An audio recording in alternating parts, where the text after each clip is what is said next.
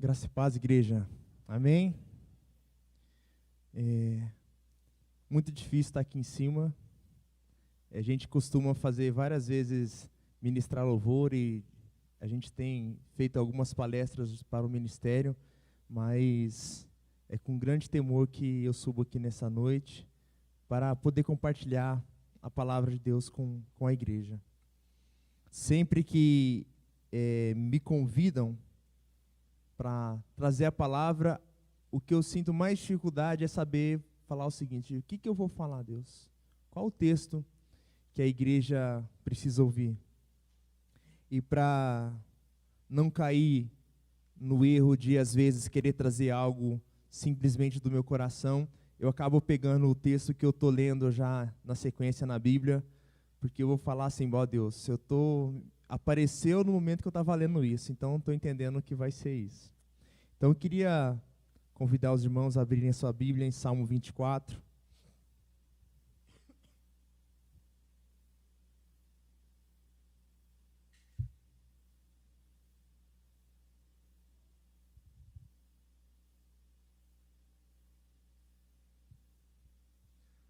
Salmo 24. A palavra de Deus diz assim, vocês podem acompanhar também na projeção: do Senhor é a terra e a sua plenitude, o mundo e aqueles que nele habitam. Porque ele afundou sobre os mares e afirmou sobre os rios. Quem subirá ao monte santo do Senhor, ou quem estará no seu lugar santo? Aquele que é limpo de mãos e puro de coração, que não entrega a sua alma à vaidade nem jura enganosamente. Este receberá a bênção do Senhor e a justiça do Deus da sua salvação. Esta é a geração daqueles que buscam tua face, ó Deus de Jacó. Levantai, ó portas, as vossas cabeças, levantai-vos, ó entradas eternas, e entrará o Rei da Glória. Quem é este Rei da Glória? O Senhor forte e poderoso, o Senhor poderoso na guerra. Levantai, ó portas, as vossas cabeças, levantai, ó entradas eternas, e entrará o Rei da Glória. Quem é este Rei da Glória? O Senhor dos Exércitos. Ele é o Rei da Glória. Convido você a baixar sua cabeça, vamos estar orando, pedindo que Deus conduza a palavra dele. Senhor, nós estamos, ó Pai, reunidos diante da Tua palavra, ó Deus, e pedimos, ó Deus, pelas Suas misericórdias, que o Senhor conduza, ó Pai, tudo aquilo que vai ser falado neste momento, Deus.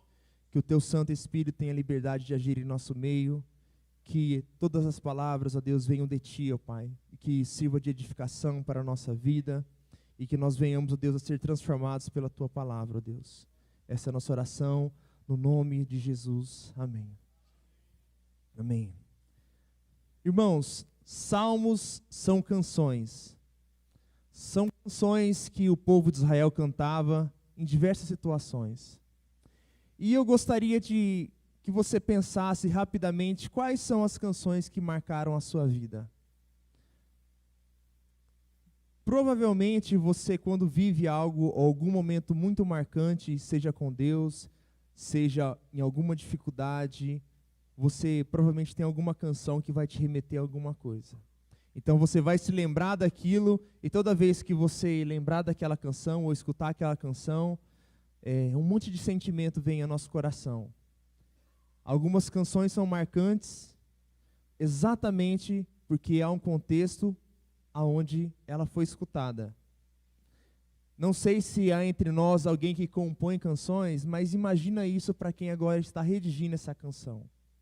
Quando ele passou por um momento específico, ele redigiu uma canção, e toda vez que ele canta aquela canção, ele se lembra de algo ou de uma situação difícil que ele passou. Salmos, então, são canções. Era o inário que o povo de Israel utilizava para fazer memória de tudo aquilo que Deus tinha feito na história deles. Então há canções de Davi, de Asaf, tem canções até de Moisés. Tem várias canções.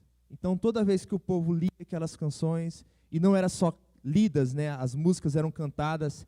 Infelizmente nós não temos a métrica musical, mas se muitos estudiosos enquanto aquele verso aparece aquela palavra cela, provavelmente era alguma marcação rítmica ou alguma ordenança para quem estivesse ministrando a canção naquele momento. Então, os salmos são canções. Logo, elas possuem memória afetiva. Porém, às vezes, quando nós lemos um salmo, é difícil entender ou captar exatamente o que aquele texto está dizendo.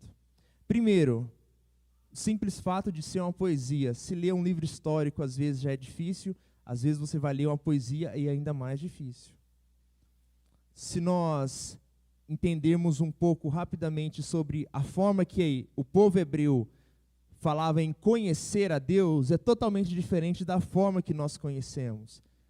Muitas vezes, quando você lê um livro, você fala assim, eu conheci aquele autor. Não, você lê o livro daquele autor. Conhecer, para o mundo hebreu, o mesmo verbo de conhecer a Deus era utilizado quando dizia que um homem conheceu uma mulher. Conhecimento, para o povo hebreu, era totalmente diferente do tipo de conhecimento que nós falamos. Conhecer tinha a ver com se relacionar, não simplesmente saber. Então, são distâncias que vão sendo colocadas e que às vezes nos atrapalham a entender exatamente qual é a mensagem do Salmo. O que realmente o salmista quis dizer com aquela palavra. O Salmo 24, ele é um salmo muito importante. Ele é um salmo escrito, os comentaristas concordam, quando Davi traz a arca novamente para Jerusalém. Se você ler em 1 Samuel, a partir do capítulo 4 até o verso 6, você vai ler a história de quando Samuel, ainda pequeno, e o povo de Israel vai para a guerra, e eles levam a arca da aliança contra os filisteus, e eles perdem a guerra, e a arca da aliança é tomada e é levada depois para o povo filisteu. A arca da aliança fica com o povo filisteu durante 7 meses. Eles chegavam numa cidade, começavam a ver tumores, ratos, pestes, eles falavam, isso aí é por causa dessa arca. Levava a arca da aliança e colocava em outra cidade. Acontecia a mesma coisa, até que eles chegaram ao ponto e falaram assim, devolve essa arca da aliança, esse negócio não dá para ficar aqui não. Então a arca da aliança foi roubada, e Davi escreve a arca da aliança exatamente quando ele traz a arca da aliança de Obed-edom de novo para Jerusalém. Por isso que no final está escrito, levantai, ó portas, as vossas cabeças para que entre o Rei da Glória.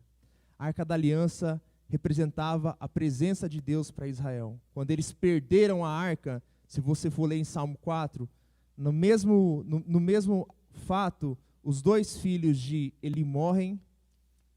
Quando o mensageiro chega para ele dizer que o seu filho tinha morrido, ele cai da cadeira e falece também. E uma das noras de Eli tem um filho no mesmo momento. E o nome do filho é Icabode, que significa a glória de Deus se foi. Então esse salmo representa a conquista da presença de Deus novamente para Israel. Primeiro, os filisteus entregaram a arca da aliança, ela vai para Kiriat Jearim, depois vai para Obed-edom. Depois de muito tempo, se você pensar na cronologia, Samuel ainda pequeno, Eli ainda está vivo, depois você tem Davi, fiz confusão, Saul, Davi, depois Davi traz a arca da aliança. Então a arca da aliança é trazida para o povo de Israel, e ali é um momento de grande festa.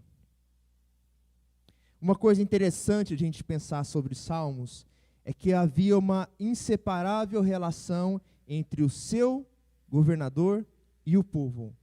Quando o rei não era fiel a Deus, o povo caía na idolatria. Quando o rei era fiel a Deus, o povo permanecia fiel. Por isso que muitas vezes o salmo que Davi escrevia não era simplesmente aquilo que acontecia com Davi, era aquilo que estava acontecendo com a nação. A nação celebrava agora a volta da Arca da Aliança. Então, existe todo um contexto aonde esse salmo foi escrito. Eu queria que você entendesse isso, para que a gente consiga captar exatamente a profundidade de cada palavra que Davi escreve. Quem subirá ao Monte Santo do Senhor? Eles estavam afastados de Deus. O povo da aliança estava sem o item que representava a presença de Deus no seu meio.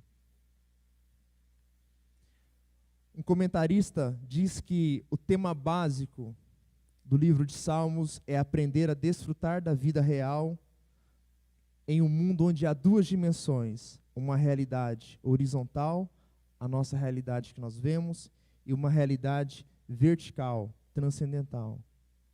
Então, os Salmos nos convidam a viver, mesmo na dor da dimensão terrena, buscar a alegria e a dependência daquele que é transcendente, do próprio Deus. Então, quando você lê Salmos, você vai ver, por exemplo, o Salmo 22, Deus meu, por que tu me abandonastes? Davi escreve na angústia dele. E depois você vai ler ele escrevendo em Salmo 23, ainda que eu ande pelo vale da sombra da morte. O Salmo convidavam o povo de Israel a viver na dimensão terrena com sua alegria e sua expectativa olhando para Deus. Isso significa muita coisa para a gente. Da mesma forma que eles eram convidados a viver assim, nós também somos convidados a viver nessa terra olhando sempre para Cristo. O Salmo ele pode ser dividido em basicamente 3 pontos. Os atributos de quem é adorado, no versículo 1 e 2. Depois, os atributos dos adoradores e a entrada do Senhor dos Exércitos.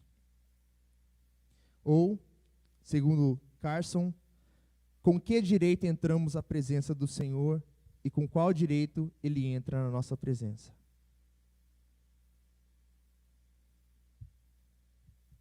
Eu gostaria de, com base nisso tudo, que nós começássemos a ler o versículo por versículo. Se você puder deixar sua Bíblia aberta, a gente vai estar falando algumas coisas. No versículo 1 diz assim: do Senhor é a terra e a sua plenitude, o mundo e aqueles que nele habitam. Meu irmão, a gente tem que entender uma coisa que às vezes nos foge à mente de pessoas tão distantes daquele período. Quando Davi faz uma afirmação que do Senhor é a terra, qual é o mundo em que eles viviam? O mundo em que eles viviam era de povos que se guerreavam, sendo que cada povo tinha seu Deus. Quando um Deus, ou quando 2 povos saíam para a guerra, não era simplesmente o povo A contra o povo B, era o Deus A contra o Deus B. Quando o povo A perdia, quem perdia não era somente o povo A, era o Deus do povo A.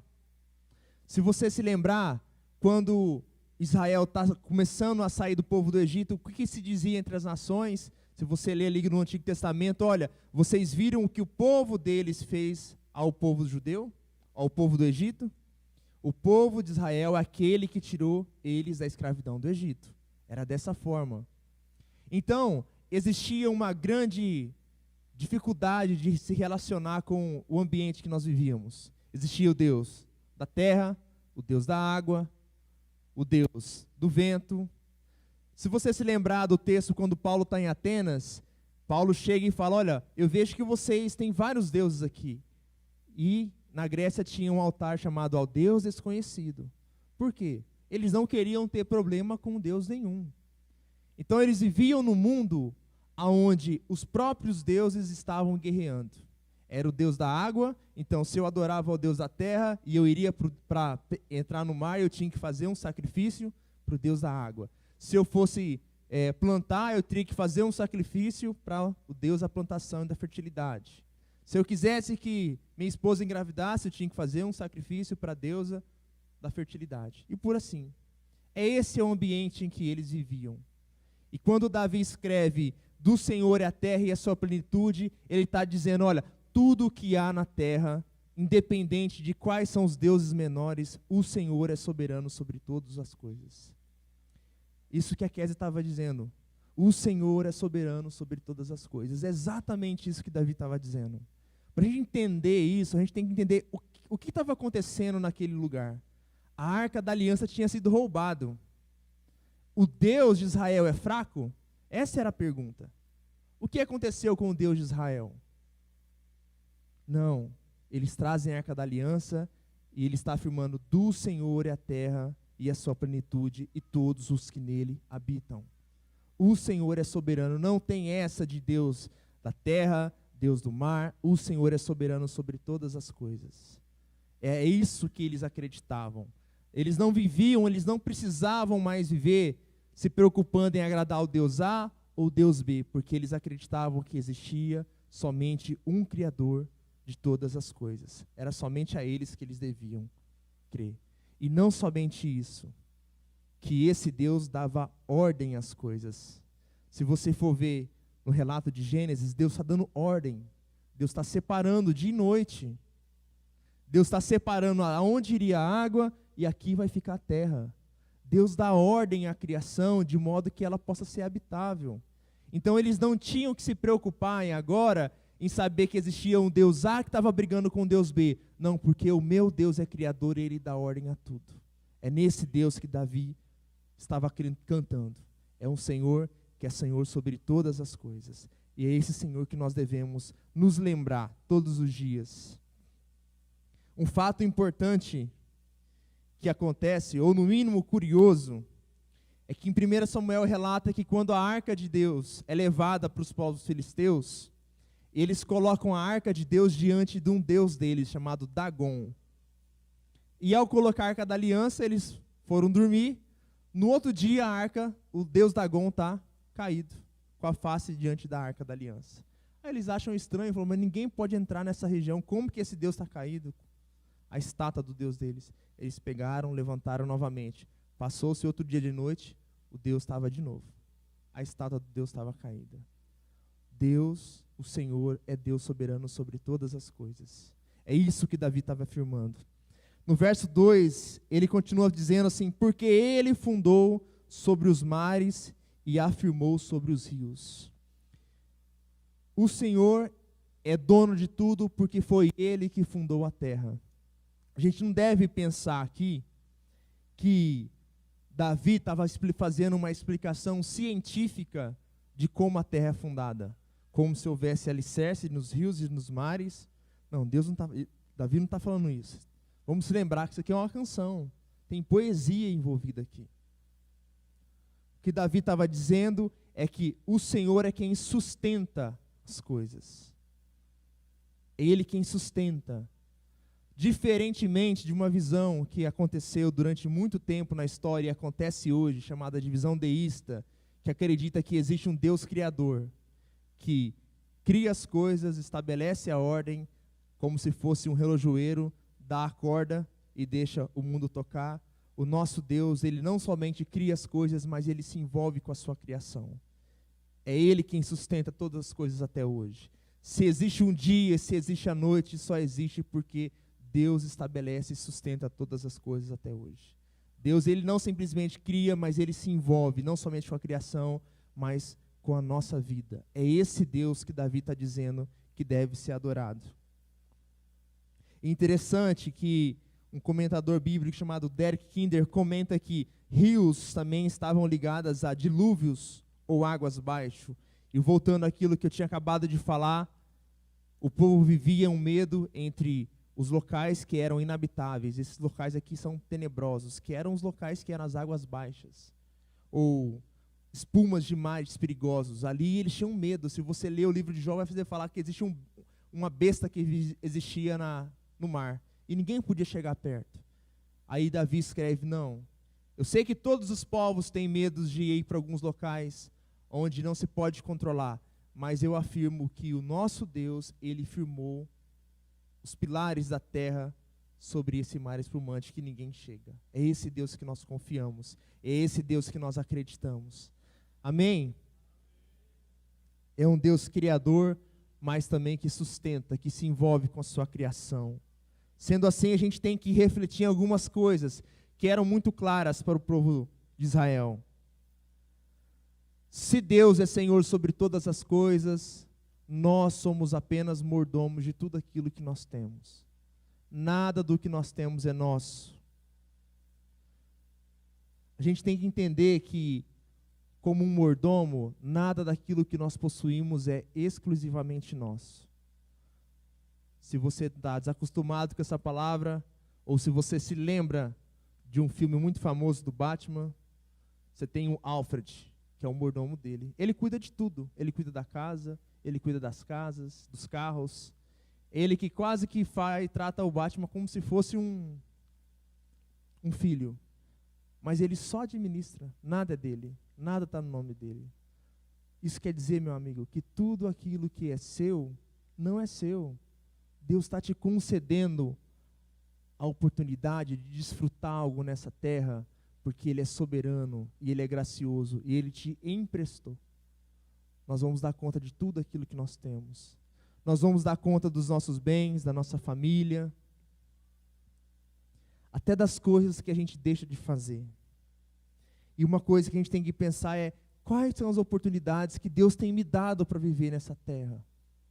A gente às vezes fala muito mal do nosso tempo, mas já pensou se Paulo tivesse a oportunidade de estudar a palavra de Deus como nós temos hoje? Imagina se pessoas como os reformadores tivessem acesso àquilo que nós temos hoje. Quantas Bíblias você tem na sua casa? Se você não tem Bíblia nenhuma, eu tenho certeza que você entrar no Google agora, você vai entrar no site que vai ter todas as versões possíveis da Bíblia na sua casa. Não só isso, você vai encontrar comentários bíblicos gratuitos na internet. Fora uma infindável número de pregações, estudos bíblicos, exposições que estão à disposição da sua mão. O que Deus tem nos dado? E como que nós temos sido bons mordomos daquilo que Deus tem nos dado? Será que a gente poderá chegar diante de Deus e falar, Deus, eu não sabia disso, Deus. Meu amigo, imagina o que nós estamos vivendo nesse período. Se você for ler em Esdras, o povo se afastou e eles perderam o próprio contato com a lei. E quando eles se reuniram, que o escriba Esdras foi ler a Bíblia, todo mundo ficou maravilhado em ouvir a palavra de Deus. Hoje nós temos tudo. Como nós temos sido bons mordomos do tempo que Deus tem nos dado, do recurso que Deus tem nos dado. Às vezes nós pensamos em recursos somente em questões financeiras. Mas quais são os recursos, quais são as pessoas que Deus tem colocado do seu lado? Qual é a influência que Deus tem colocado em sua mão onde você está na sociedade? Aonde você está no seu trabalho? Será que você não tem deixado ou não tem sido um bom mordomo administrando corretamente as coisas que Deus tem dado, as pessoas que estão ao seu redor, as pessoas que Deus te colocou para cuidar? Nós somos mordomos. E quando o mordomo não está trabalhando corretamente, o que acontece com ele, gente? Graças a Deus a gente não tem um Deus que é homem para nos demitir. Mas provavelmente nós, diante das coisas que Deus tem nos dado e da forma que a gente faz, provavelmente não seria se nós estaríamos mais empregados como os mordomos. Graças a Deus nós temos um Deus gracioso. Nós não somos salvos mediante as nossas próprias forças. Mas ainda existe uma mordomia que nós temos que cumprir. Então, se Deus é criador e é dono de tudo, nós somos mordomos. Outra coisa também que nós temos que pensar é que nós temos que viver uma vida consagrada diante de Deus. Porque não existe um local nessa terra que não é dele. Não importa onde você está. Tem um livro chamado Introdução à Cosmovisão Cristã, Michael Gorin, e ele fala assim: não existe algo como vida humana sem Deus. Toda a vida humana é em resposta a Ele, isto é, ou em comunhão com Ele, ou em rebeldia contra Ele. Não tem escolha, ou nós estamos em comunhão com Deus, ou nós estamos em rebeldia contra Deus. Não há um local nessa terra onde Deus não olhe e fala, é meu. Não há um local onde Deus não olhe, é meu. Então não existe que você possa viver uma vida dualista, como se a nossa vida cristã se resumisse a vir à igreja, levantar as mãos, cantar, ouvir a palavra, sendo que no dia a dia, na forma que você trata os seus filhos, na forma que nós a tratamos, os nossos negócios, nós fazemos isso sem a graça e sem a misericórdia de Deus. Não há essa opção. Nós não temos essa opção. Deus é Senhor de tudo. Deus é Senhor de tudo. E tudo aquilo que nós fazemos deve ser em resposta a Ele.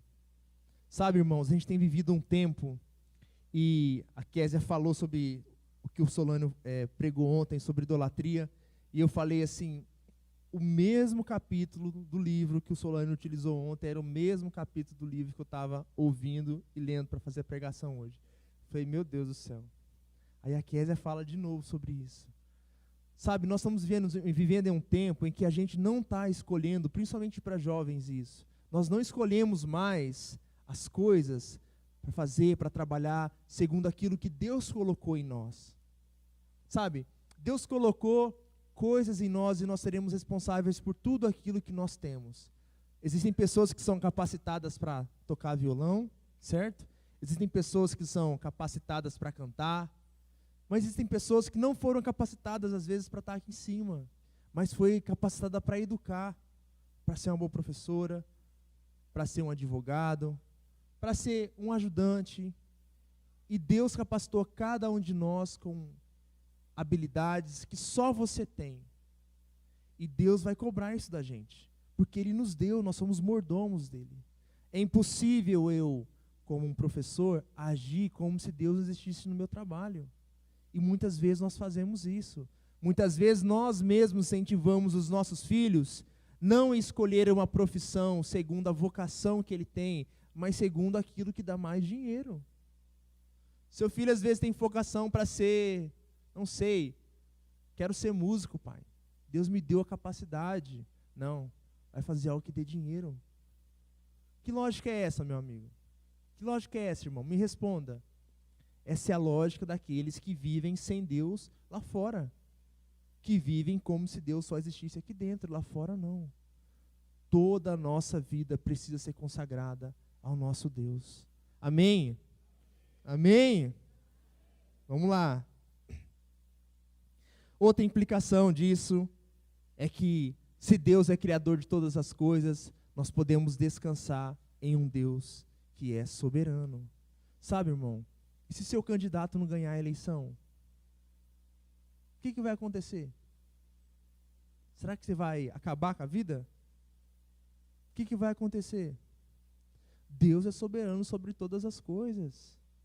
O Senhor, Ele reina sobre todas as coisas. Nós temos que aprender a descansar em um Deus que é Senhor. Amém? Ou nós aprendemos a descansar em um Deus que é Senhor e é Criador de todas as coisas, ou nós estamos com medo, como viviam os povos pagãos. Se o Deus tal ganhar, eu preciso fazer isso, porque... Não, amado, descansa em Deus. Deus é Criador, Deus é soberano.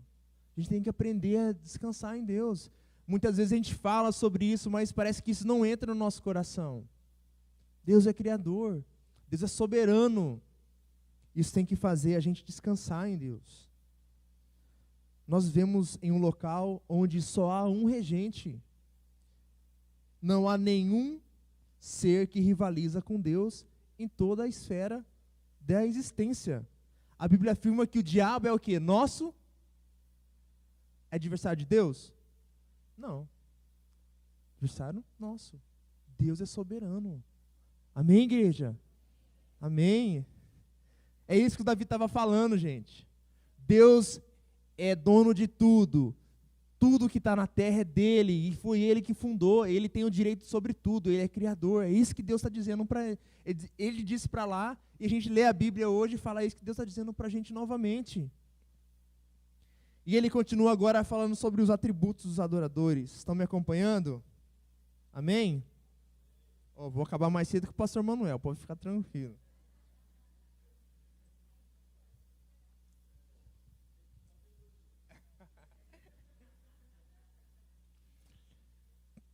Versículo 3 fala: quem subirá ao monte santo do Senhor?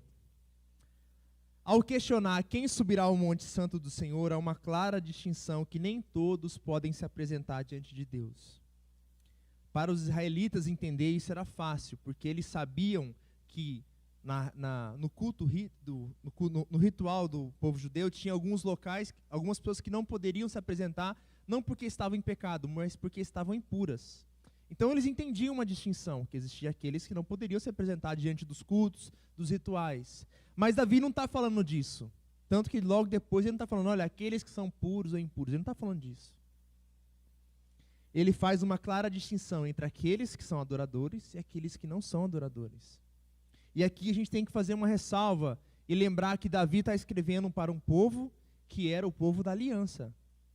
Ele não está falando para quem não era da aliança, está falando para o povo que era o povo da aliança. E quando Davi fala, quem subirá ao monte santo do Senhor, nós temos que lembrar que muitas vezes a nossa geração tem tratado Deus como se fosse um brother. Sabe?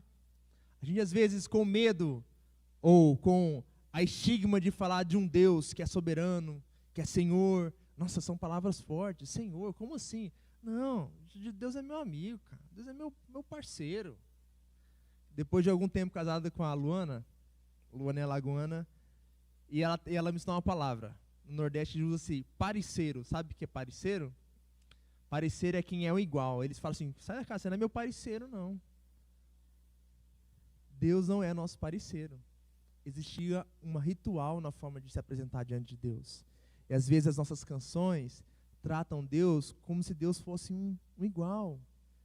Apesar de Jesus ter colocado que ele considerava os discípulos eles amigos, você nunca vai ver essa relação que os discípulos tinham com Jesus sem chamar ele de Senhor, de soberano. Como que nós vamos apresentar diante de Deus? Não, existe um Deus que é santo, santo, santo. Nós temos que voltar a ter a reverência diante daquele que é santo, santo, santo. A gente não pode viver a vida de qualquer maneira, como se Deus não fosse fazer nada, sabe? Essa ideia que às vezes existe. Não, pô, Deus é bonzinho, que isso, cara? Não, no final dá tudo certo. Não, amigo, não vai dar. Não vai dar tudo certo. Porque existe um Deus que é santo, santo, santo. E nós, ao adentrarmos diante de Deus, nós temos que ter reverência diante dele. É disso que Davi está falando. Quem subirá ao monte santo do Senhor? E ele vai continuar dizendo o seguinte: aquele que é limpo de mãos, puro de coração, que não entrega a sua alma à vaidade, nem jura enganosamente. E aqui eu quero colocar 4 características. Primeiro, mãos limpas. Mãos limpas tem a ver com uma conduta íntegra. Mãos limpas são aquelas pessoas que fazem o que é correto diante não somente das pessoas, mas principalmente de Deus. Talvez você já passou por um momento desse no seu trabalho, quando você está com a sua planilha aberta, e às vezes é muito fácil você colocar um valor a mais ali. Ou quando você pode ajudar uma pessoa, ou prejudicar uma pessoa, e está só você ali, mãos limpas. Um adorador de Deus, o povo da aliança tinha que buscar ter mãos limpas diante dele. Hernandes Dias Lopes, ele fala que as obras dos adoradores precisam ser avaliadas, ou avalistas das suas palavras. As suas obras devem ser um reflexo do seu coração. Mesmo o homem não sendo salvo pelas obras, evidencia tal salvação pelas obras, pois o que ele faz é uma evidência de quem ele é. Exatamente aquilo que o Solano falou ontem.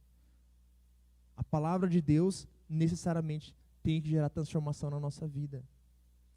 Só que não é simplesmente os nossos atos podem ser mentirosos.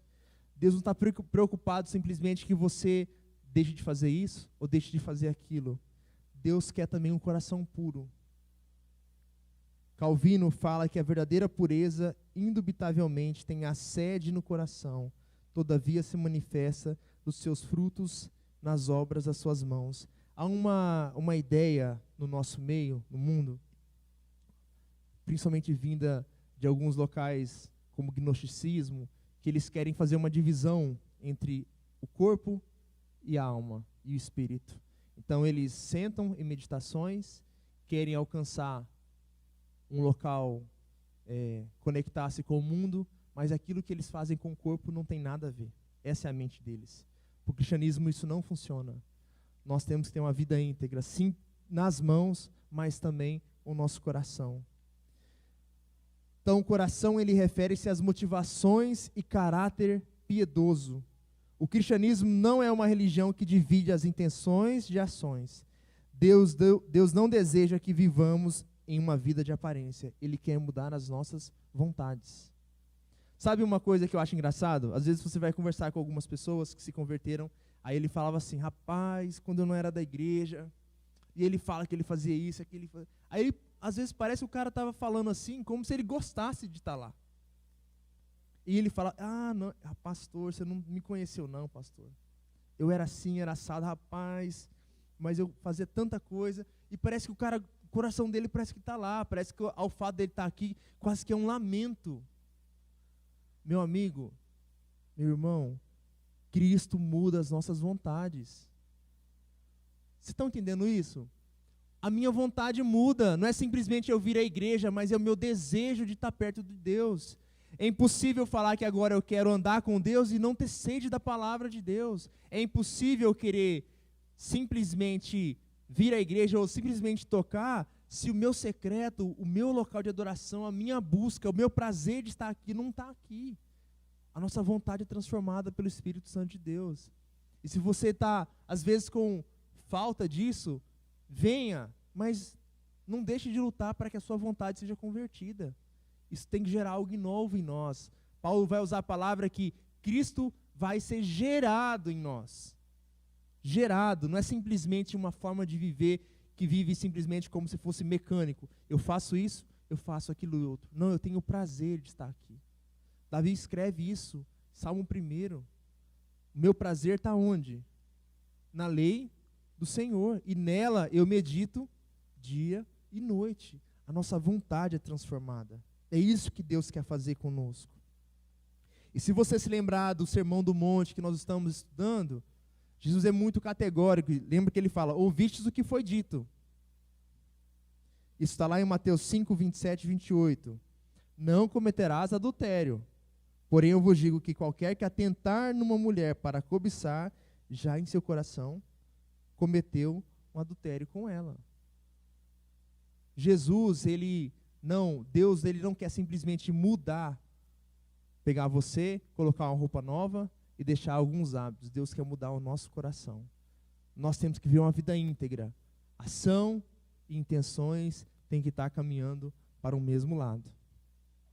E ele continua dizendo que ele não se entrega sua alma à vaidade. O Hernando Dias Lopes, fazendo um comentário sobre esse texto ele fala que vaidade é aquilo que é transitório, falso, irreal, pecaminoso, e pode chegar a designar falsos deuses. Vaidade é quando nós entregamos a nossa alma a tudo aquilo que é passageiro. E quantas vezes nós temos entregado a nossa alma àquilo que é passageiro? Uma coisa interessante de você entender sobre religião é que a religião sempre trabalha em 3 pontos. A gente confia em algo, nós fazemos um sacrifício e a gente espera receber algo. Então é sempre assim. Isso, a gente às vezes tem dificuldade de entender idolatria, porque nós materializamos a idolatria. Idolatria é esse Deus de estátua que está aqui na minha frente.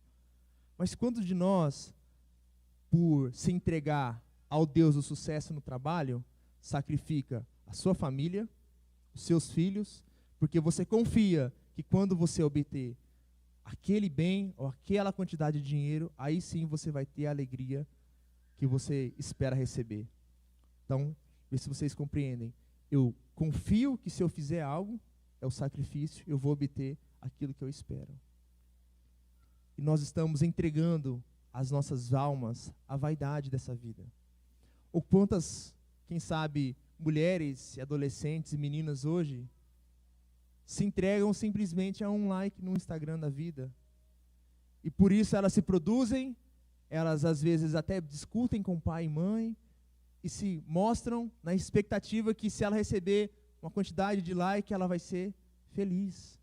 Isso é colocar o nosso coração, a nossa satisfação em algo que só Deus pode satisfazer. Isso se chama idolatria. Idolatria. E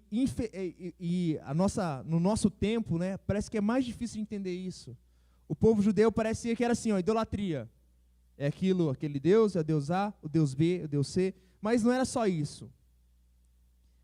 Comentando um texto que é o livro que o pastor Solano citou ontem, do Tim Keller, chamado Deuses Falsos, ele comenta o texto de Ezequiel 14, verso 3, e diz assim: Filho do homem, esses homens levantaram seus ídolos nos seus corações. Não está lá fora, está no seu coração.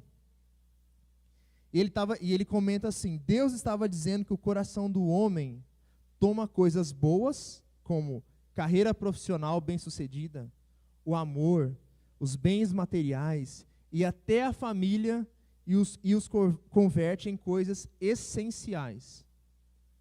Nosso coração as endeusa como o centro da nossa vida, porque conforme pensamos, eles são capazes de nos dar significado, segurança, proteção, realização, se as alcançarmos. E o pastor Solano citou a frase ontem de Calvino, que o nosso coração é uma fábrica de ídolos. Isso aqui pode ser um ídolo, irmão. Isso aqui pode ser um ídolo. Se a coisa que você mais busca está aqui na frente, e você não se sentir feliz enquanto não estiver aqui na frente, isso aqui pode ser um ídolo. Então, mesmo coisas boas, sabe? Crescer profissionalmente é bom, é de Deus isso. Sabe? Aprender, não sei, conquistar um carro, fazer uma viagem, ter um filho, tudo isso é coisa boa, mas tudo isso pode se tornar um ídolo em nosso coração. Então nós pegamos as coisas boas e fazemos disso algo essencial. Sabe, eu fico pensando às vezes, e se acontecer alguma coisa com a minha voz? Vida inteira, irmão, cantando, a vida inteira. Será que eu vou continuar com a alegria de estar vindo aqui na igreja, adorando a Deus? Será? Ou será que eu amo estar na frente ministrando, ou eu amo Deus a quem eu estou ministrando? São perguntas que às vezes nós temos que fazer. Porque se você quer descobrir aonde está um ídolo, repare quando você está acordado, sentado, sem ninguém perto, em quem você pensa? O que toma seu pensamento? De modo que você fica horas e horas maquinando, como eu vou chegar lá? Talvez, isso pode ser um indício de que nós estamos criando uma idolatria no nosso coração, criando um Deus no nosso coração. Se aquilo que deveria ser bênção na nossa vida se torna algo essencial, de forma que eu pense, se eu perder isso, eu não sei o que eu faço.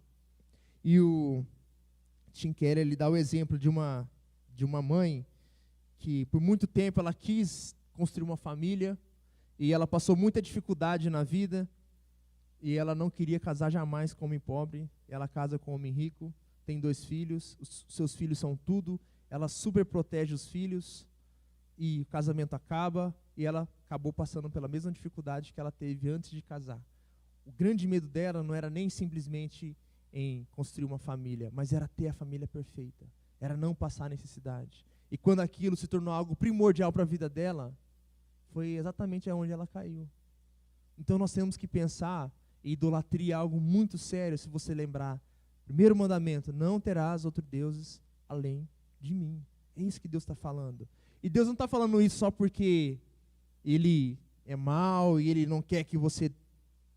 Isso, mas Ele sabe que se você colocar o seu coração em outro local, isso vai te frustrar. Por quê? Nós estaremos colocando o nosso coração na vaidade dessa terra.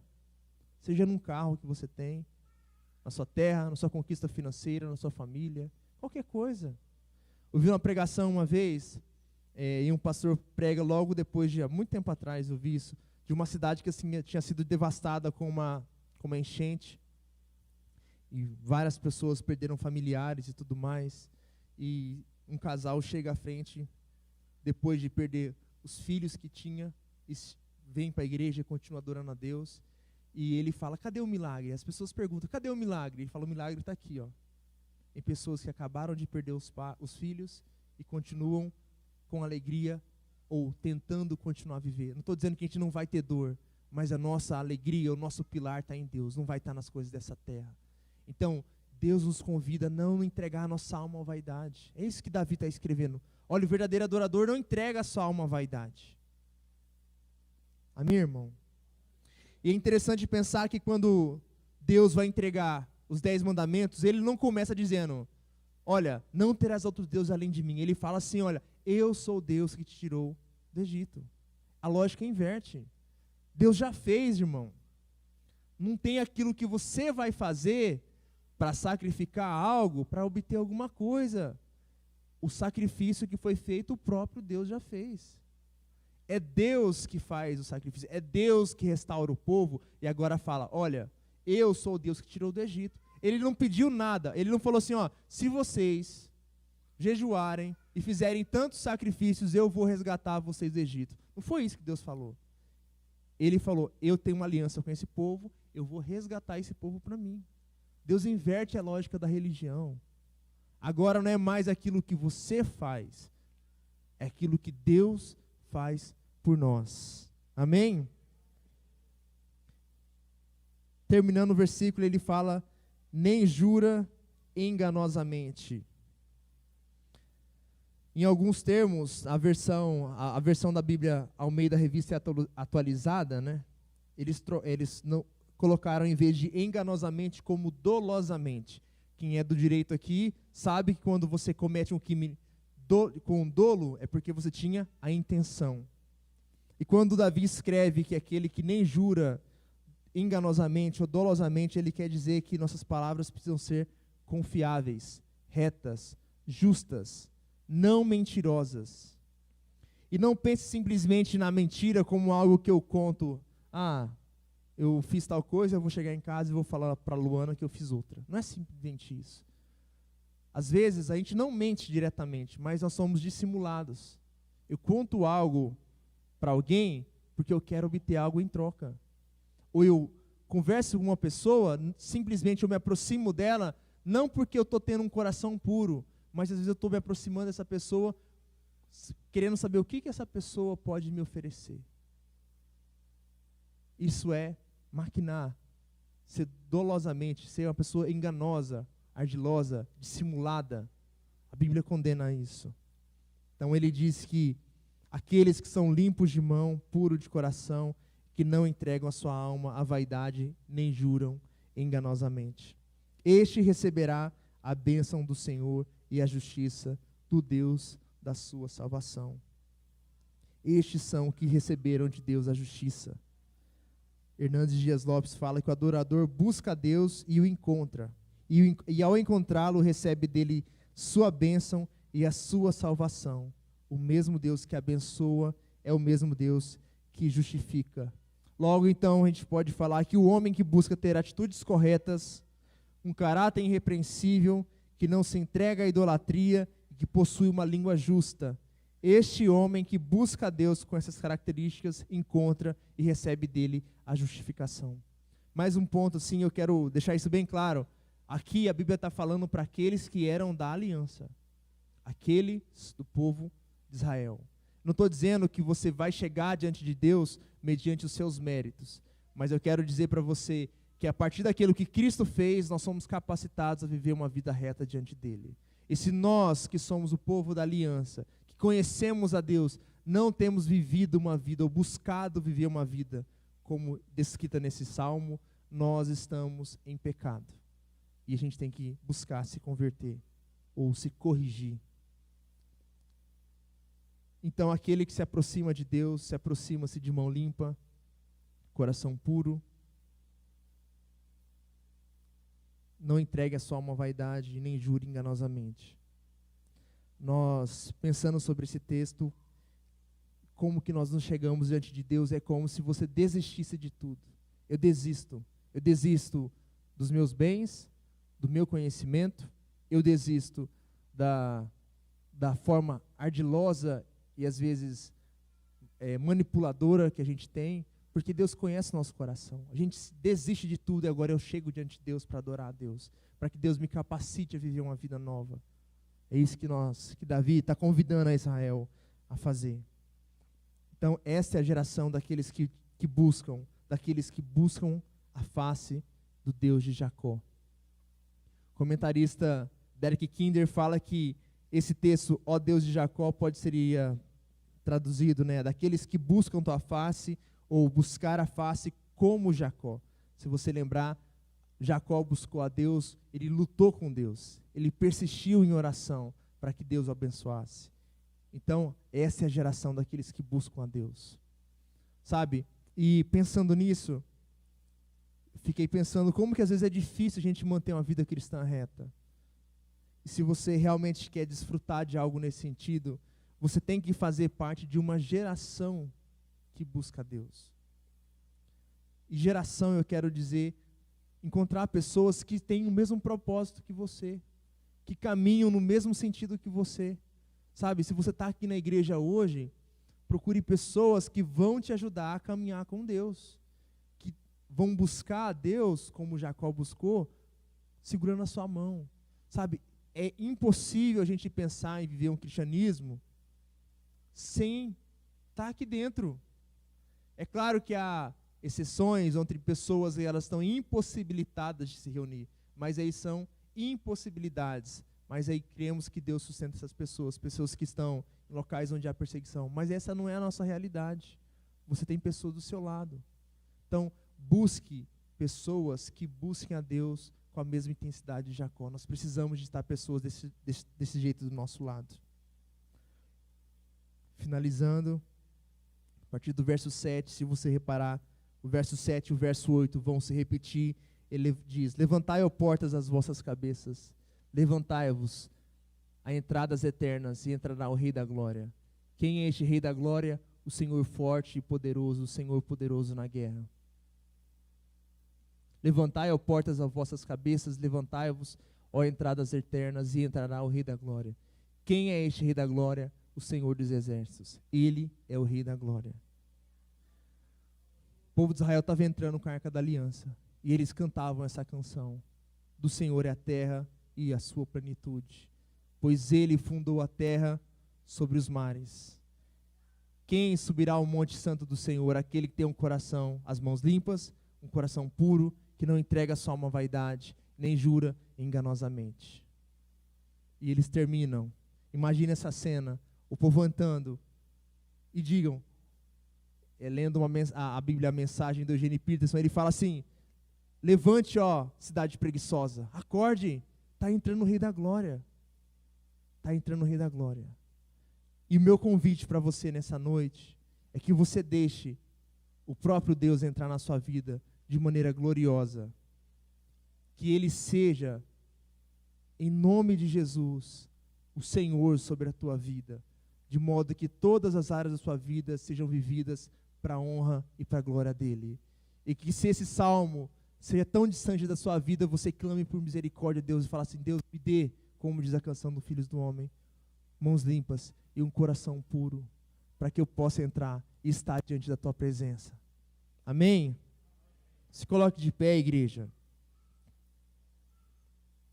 Nós temos que lembrar que esse salmo, ele também é um salmo profético que fala de Jesus. Ele fala também daquele que morreu na cruz, ressuscitou, e ele entrou agora em sua glória. E todos os anjos estão dizendo para ele: Santo, Santo, Santo. Para finalizar, ele fala que Hernandes Dias Lopes fala: ele desceu da glória, encarnou-se, esvaziou-se a si mesmo e assumiu a forma de servo. Também se humilhou até a morte e morte de cruz. Mas ele ressuscitou, ascendeu ao céu e foi aclamado como o Rei da Glória. Não há outro nome por quem nós devamos ser salvos, a não ser o nome de Jesus Cristo. Amém? Espero que a palavra de Deus tenha encontrado conforto no seu coração, uma terra que vai frutificar.